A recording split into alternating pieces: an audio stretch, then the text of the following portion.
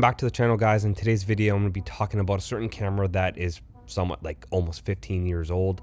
It's a camera that I've been wanting to get my hands on for some time now. I remember when it first came out, it was like legit the smallest camera that you can get that has like the best record settings built into the camera. So in today's video, we're going to be talking about the Blackmagic Pocket Cinema Camera Original. So now this camera only records in HD, so it does not record in 4K.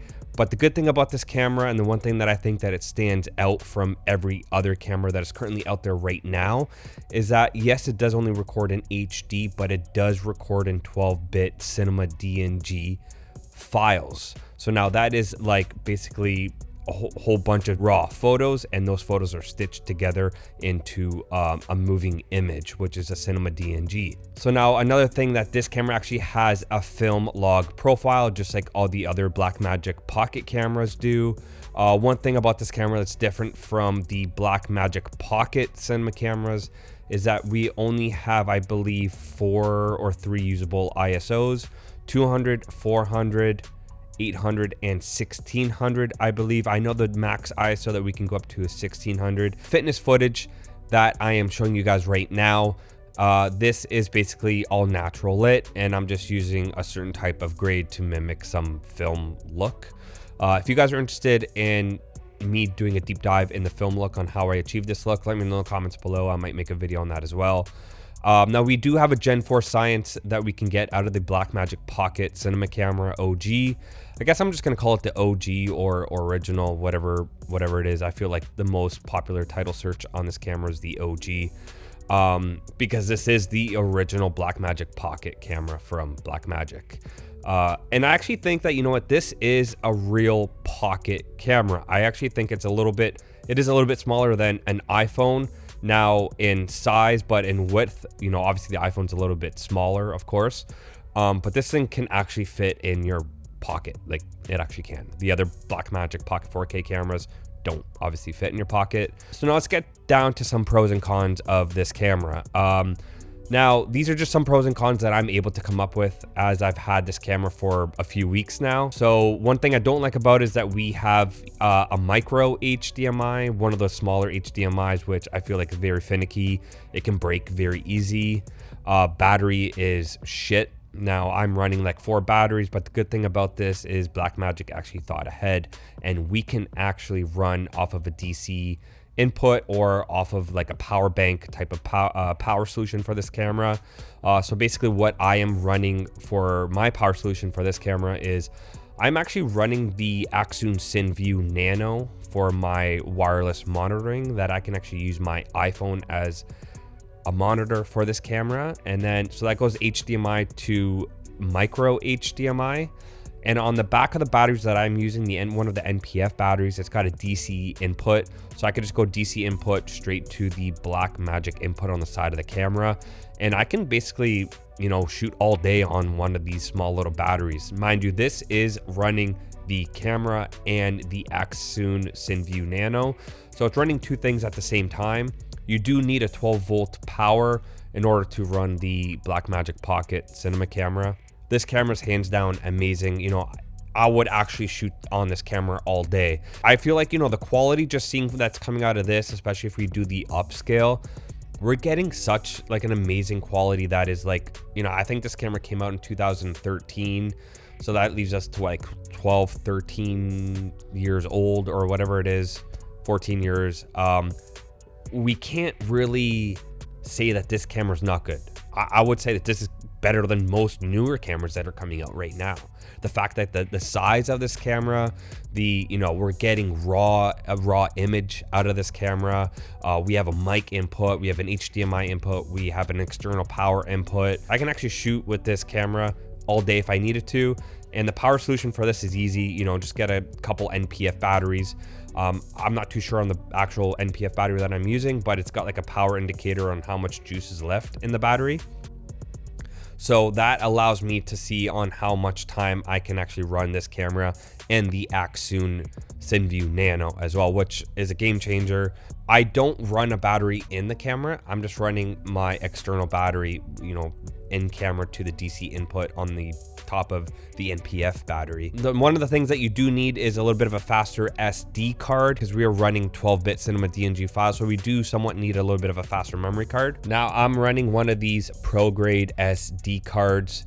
Now I'm not too sure on how much time this is going to give me to record. Another thing from the experience of shooting on this camera is that the LCD screen has a little bit of a glare. So if you are running just with this camera alone and no external monitor, you kind of have to have the camera straight in front of your eyes, and you won't be able to have it below you because you're going to have a little bit of a glare. Now, low light on the pocket camera, I can't really say if it's good or not. Mind you, we can only go up to ISO 1600, but this camera's not meant to be shooting the stars or low light stuff.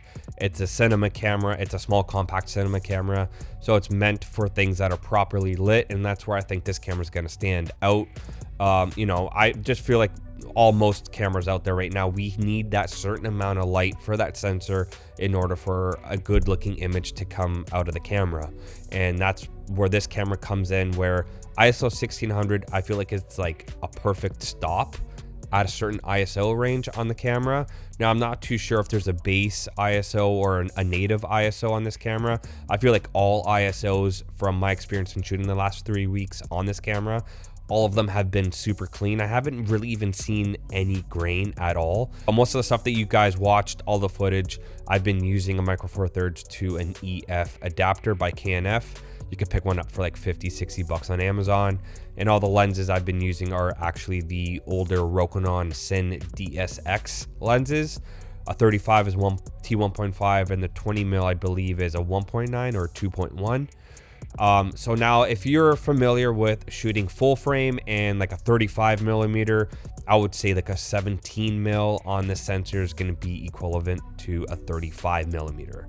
Now that's one thing that just kind of comes in a little tricky, because if you're used to shooting on a 35 millimeter sensor or full frame sensor, our eye is technically going to get used to that kind of a look. It takes some time to get used to. That's why most of the stuff that I've shot on this camera is shot on a 20 mil, because that's almost like a 40 mil in my opinion.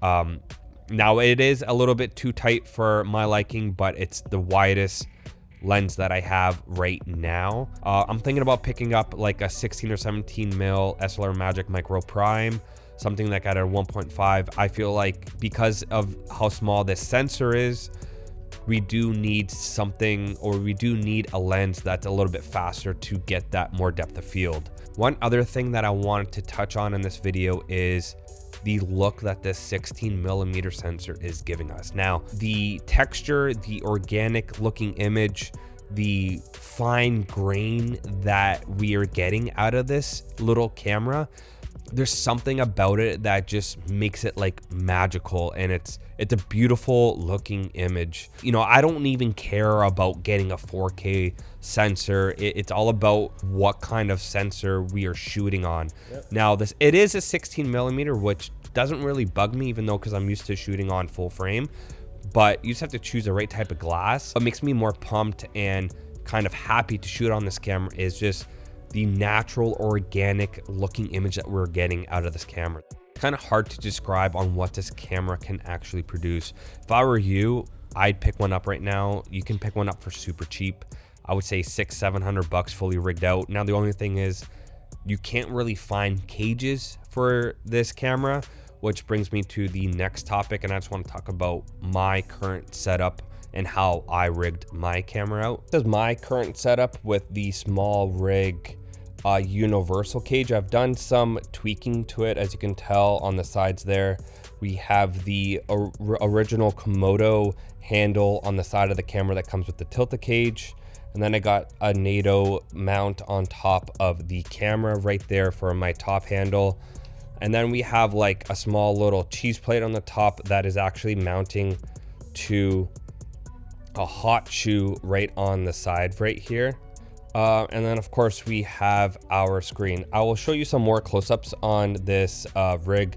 I feel like it's one of the most compact rigs I've seen out there. Now I'm not trying to be biased or anything, because this is my setup, but it just looks clean, it looks simple, and this is probably one of the most popular cages that you can actually find that are still active right now on Amazon by Small Rig. You know, I don't even mind leaving the Nikon Z8 at home and just running around with this, because upscaling an HD image to 4K, it looks super clean. You can't even tell that it was HD. Now the only thing is just like how small and the inputs are, which can get a little bit finicky, especially with having cables running around. Mind you, I don't have any monitor or cable setup right now on the camera, so it does look a little bit cleaner, but by the time you have all the cables, HDMI, microphone, it could get a little bit somewhat messy. But I mean, in the end, it's totally worth it with what kind of image we're getting out on this small little 16mm sensor. Let me know what you guys think of the fitness stuff, and if you guys are interested in seeing a little bit of a color grade tutorial on how I color graded this, because I think it's probably one of the best grades I've done on a camera, because I feel like this thing is actually super easy to grade. One thing I think that this camera is also good for is if you're traveling, you know, having such a small camera, and if you do have like 5-6 batteries, you can get a sick looking image, especially if you're making like a little travel video. But yeah, if you guys are new here, make sure you guys subscribe, hit that button below, as well as the little bell so you guys are notified when I do upload another video. But until then, we'll see you guys on the next video.